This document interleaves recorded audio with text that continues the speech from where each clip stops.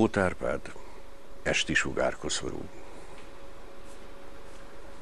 Előttünk már hamvassá vált az út, és árnyak teste zuhant át a parkon, de még finom, halk sugárkoszorút font, hajad sötét lombjába az alkony.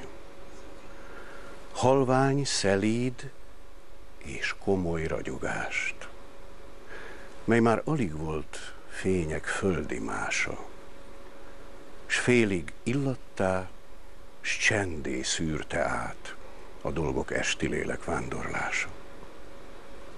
Illattá, s csendé. Titkok illata fénylett hajadban, s béke égi csendje. És jó volt élni, mint ahogy soha, s a fényt szemem beitta a szívembe. Nem tudtam többé, hogy te vagy-e te, vagy áldott csipkebokor drága tested, melyben egy Isten szállt a földre le, s lombjából felém az őlel kereszket.